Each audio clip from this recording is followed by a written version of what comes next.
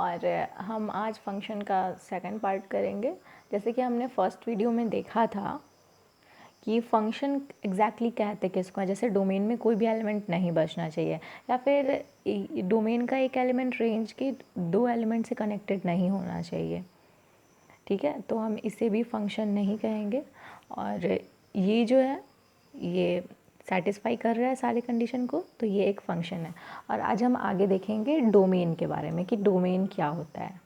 तो डोमेन की जो डेफिनीशन है कि जैसे कि कोई भी एक फंक्शन हम ले लेते हैं, तो उस फंक्शन को x का कौन कौन सा वैल्यू सेटिस्फाई करेगा वो डोमेन होता है। और हम उस वैल्यू को एलिमिनेट कर देते हैं, जिसके लिए फंक्शन इनवैलिड हो जाता है। जैसे कि एक एग्जांपल से हम समझते हैं। जैसे कि बहुत इजी से एग्जांपल ले लेते हैं, f(x) is equal to 1/x। तो यहाँ पे पॉजिटिव यानी कि +1 -1 +2 -2 सब कुछ सेटिस्फाई कर रहा है, पर एक चीज़ नहीं सेटिस्फाई करेगा। आप देखिए यहाँ पे ज़ीरो सेटिस्फाई नहीं करेगा, तो हम डोमेन में ऐसे लिख देते हैं, क्योंकि यहाँ पे हम ज़ीरो लिखेंगे तो वो इन्फिनिटी हो जाएगा। तो इसको डोमेन हो जाएगा R-0। और ये मिडिल ब्रैकेट हम देते हैं क्योंकि कोई एक एलिमेंट को स्पेसिफाई करने के लिए कि वो या तो उस डोमेन में है या फिर कोई एक एलिमेंट ही है, तो हम इस ब्रैकेट से डिनोट करते हैं।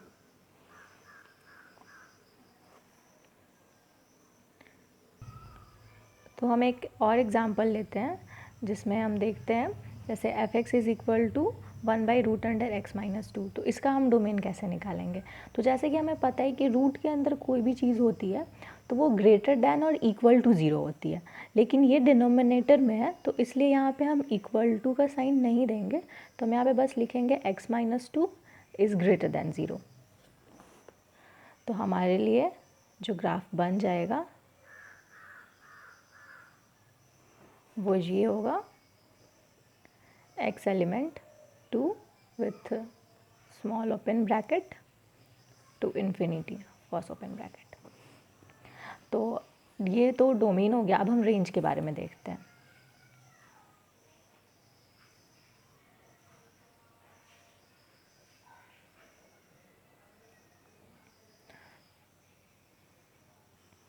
तो रेंज हम उसको कहते हैं, जैसे कि कोई भी फंक्शन है तो उसका सबसे मिनिमम वैल्यू से लेकर के उसके सबसे मैक्सिमम वैल्यू का जो इंटरवल होता है उसको हम रेंज कहते हैं। तो सेंटेंस में लिख लेते हैं। तो ये हो गया, for a continuous function the interval from minimum to maximum value is called range.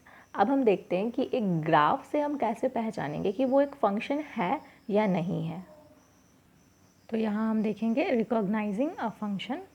तो हम फर्स्ट फंक्शन लेते हैं, जैसे कि बहुत सिंपल सा y² is equal to 4ax।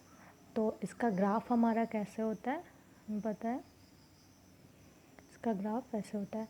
तो हम चेक कैसे करते हैं, हम y एक्सिस के पैरेलल एक लाइन ड्रॉ करते हैं, और अगर वो लाइन उस फंक्शन को एक बार से ज़्यादा बार कट कर देती है तो वो फंक्शन नहीं है, बस एक बार कट करेगी तो वो फंक्शन है।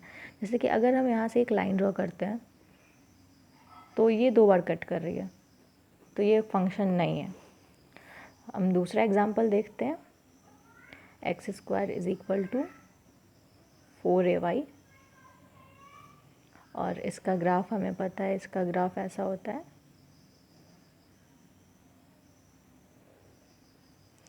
तो इसमें हम x एक्सिस के पैरेलल लाइन ड्रॉ करते हैं। हम कहीं भी ड्रॉ करेंगे ये बस एक बार ही कट करेगी, तो ये एक फंक्शन है। हम एक और एग्जांपल देख लेते हैं, जैसे y is equal to √x। तो उसका ग्राफ कैसा होता है, उसका ग्राफ जैसे कि ऐसे हो गया। तो हम यहाँ भी लाइन ड्रॉ कर रहे हैं, तो बस एक ही बार कट कर रही है, तो ये भी एक फंक्शन है। तो अब हम एक क्वेश्चन करते हैं, f(x) is equal to √x-1 plus √1-x। तो कैसे हम डोमेन करेंगे, ये डेनोमिनेटर में नहीं है, तो हम इसमें लिख सकते हैं x-1 is greater than equal to 0, और इस फंक्शन के लिए लिखेंगे 1 - x is greater than equal to 0। तो फिर हमारा ये आ जाएगा x is greater than equal to 1, और यहाँ पे हमें मिल जाएगा x minus one is less than equal to zero और फिर हमें मिल जाएगा x is less than equal to one. तो इनमें कॉमन क्या हो गया? ऑफ कोर्स वन हो गया।